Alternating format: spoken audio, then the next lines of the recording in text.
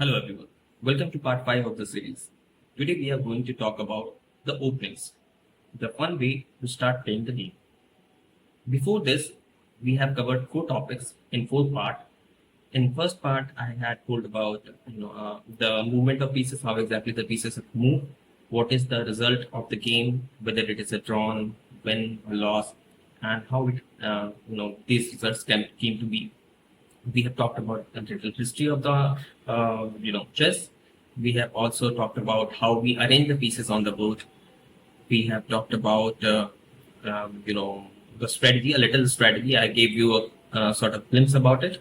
And today, in this part of the video, we are going to talk about openings, the principles of opening through which we start the game. But before learning the openings, we need to understand the board itself first. So there are various parts of the board. The first one is called center. So these squares which you see right in the middle of the board is called center. Okay. These files are called edges, the edge of the board. These two rows are called flank rows. Okay. What are the importance of this? So consider following scenario. So let's say I have put, first of all, let me clear the board. And let's say I have put one knight on this square. Let's put a king over here, another king over here, and let's put a knight over here. And let's load it. So in this case, one knight is on the central square. Okay, I told you about these 4 squares are the central square, and this is called edge. So if you consider this situation, take a look at this knight. So this knight has control over 8 squares. So this, and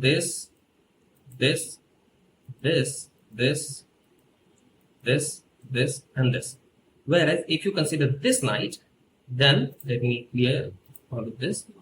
So if you consider this knight, so it has just control over this square, this square, this square, and this square. So as you can see, this knight which is on the center is controlling 8 square, whereas this knight which is on the edge of the board is controlling only 4. So the knights which are placed on the edge of the board have a reduced strength of 50%.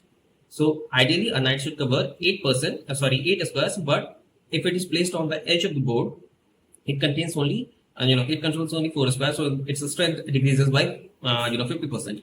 This is true for all the pieces. Even if you, let's say, put a bishop over here, then you can see the bishop will cover 2 square on this side and 6 or maybe 5.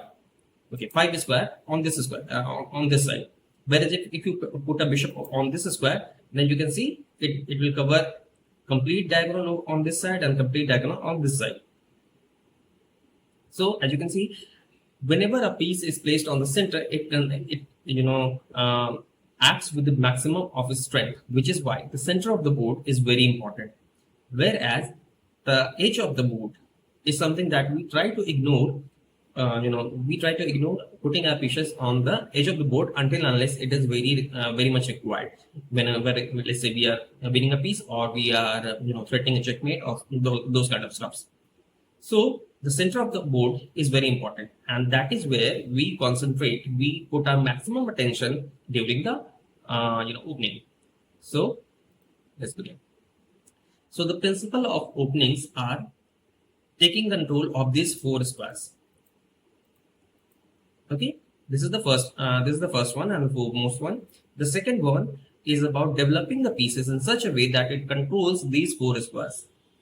And then after, the third part is castling our king to safety, either to short castle or to long castle, and activate all our pieces. Okay, so let's begin. In most of the cases, you will see all the beginner will start with putting the pawn on e3. Okay, this is called king's pawn opening. Okay, I told you earlier as well that there are over 3,000 openings. There are over 3,000 different kind of openings. So this is one of them. Our opponent has multiple choice to do. They can push this pawn, which will control this square. They can push this pawn, which will control this square. Basically, I'm talking about the central square only. Okay. So let's see. Let's hope that our opponent played his pawn to e5. Now we will develop our knight. Now this knight is controlling this square and this square. Okay. Our opponent has claimed a control on this square, and we put our knight to nullify that control. Okay, so black has control on this square one time, white has also control on this square one time. So we are fighting for this particular square, whereas our control on this square, which is d5, is still permanent. We own this square. So and we are also attacking this pawn. Okay, let me do this. Okay, so first of all, supporting this pawn is very much required, which is why black considered to play knight to c6. Okay, now this knight put a more power on this square and also defend this pawn. Okay, now we play our bishop to c4. Now we are maintaining more control on this d5 square. Okay, likewise, our opponent may also choose to put the bishop on this square, which will further increase control on this square. This is d2. Okay, now we put another knight toward the center, taking control of this square and this square. And we also notice that we are ready to castle. So black does the same, and we castle our king. Black also castle their king. We push this pawn further. We take control of this this particular pawn as well as we support our bishop. None of our pieces are hanging, whereas one piece of black is still hanging. When I say hanging, that means this piece does not have any support. So if we try to attack with the let's say any other piece, let's say with my knight over here, this piece needs to be moved from here. Otherwise, this black cannot black will simply lose this piece. Okay, so either this piece needs to be moved or some other move needs to be played which will support this piece, so that when we capture the bishop, they can capture our knight. Okay, so let's say black plays this pawn over there. Now it's time for develop our bishop. So we can put our bishop to this square. Okay, which is g5. Now we are threatening to win the knight, and also notice that this knight is supported by this pawn as well as this queen. Okay, so if we capture, black will also be able to capture our bishop.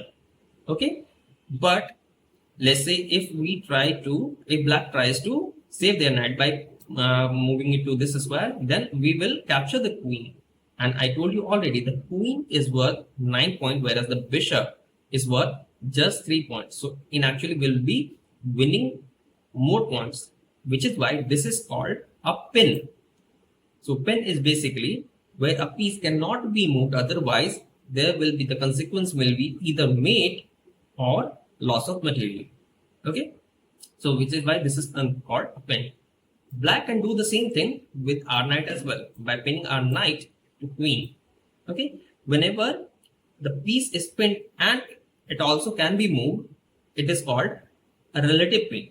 Relative pin is that where a piece can be moved legally, but let's say instead of this queen we had a king over here. In that case, it wouldn't have been legal to move this knight, and in that case this pin would have been called an absolute pin.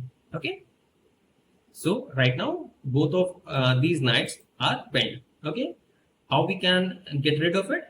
Either by removing our queen to some other square where it is not, where the bishop will not be attacking the queen even if we move the knight. But in that case, bishop will simply capture this knight and it will ruin our structure. So when I say ruin our structure, that means right now all the pawns are on the same rank.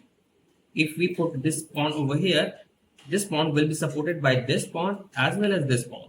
But if we allow black to capture this knight, our pawn will capture the bishop by going to f3, and this pawn on f3 will not be further supported by any other pawn.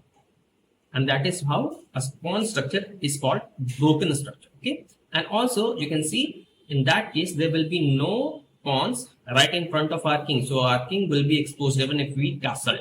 Okay, so in that case we do not want those kind of structure, which is why we first play this pawn to attack the bishop. The bishop has to be either go back on that side and on this side. Okay, If the bishop goes this here, we can further attack it, but this will weaken our king side structure again. Okay, so we will not do that. Instead, we will try to find some other way. One way is to play our rook to this side. Okay, so first of all, let me put this here, and let's say we play our rook to this square. Now let's say black also does the same, and now we come to this square. Now we are attacking the bishop, and there is no good way that bishop can be saved. Okay, so bishop can choose to stay on this square, in which case we will simply capture it and will break the structure of black. Okay, and on the other way, black can also capture our bishop. So if black captures, then we put our rook. We capture the bishop with our rook, and now you can see that this knight is supported by rook. Now we can easily move our queen, and this will not be a pen. And if bishop captures the knight, we will capture back with the rook, and our pawn structure will still be intact. Okay, so in this game so far, we have developed all our pieces. We have a good control of the center. Black has the same sort of control in the center, and also we have developed our rook where the black's rook are still on its original position. This rook has moved for sure, but it is still not participating in game. But whereas white's rook is participating in the game. So in a way, yeah, it is sort of equal, but we have a pleasant position to play with. I mean, the white side. Okay, so this opening is called Italian opening. So if we start the game, we remove the arrows. Okay, so if we start with the game with pawn to e4, our opponent responded with pawn to e5, and we play our knight to e3. Our opponent responded with knight to c6, and we play bishop to c5. This is called Italian opening, gioco piano or Italian opening. Okay, over here, black has multiple options. They can push the pawn, they can play the bishop, they can also play this knight to f6, and they can also play the bishop on c4, c5 I mean. So we have seen one opening where the bishop is played to c5. Okay, so in this way you can start the game. Let me decide the basic principle of the opening. We push our pieces in such a way that it controls the central squares. This is the first requirement. The second requirement is that we develop all our pieces like knight and bishop in such a way that it controls the central square, or it tries to diminish the pieces of opponent which is controlling the central square. So we could have also tried to go on this bishop to b5 to attack this knight which is controlling this square. Okay, so this is the second opening. And second principle of the opening. The third principle is to castle the king into safety, either to king side or to queen side, depending on which kind of opening you are choosing. And then after bringing the rook to the center. So after castling, this rook will come here. If we consider the short side castling, and this rook will be here. So we will put this rook over here, this rook over here. Okay.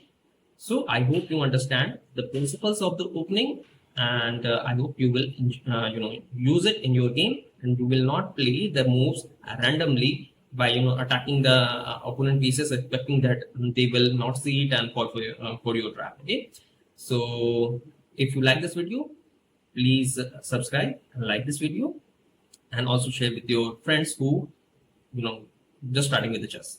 Okay, and I'll see you in the next video.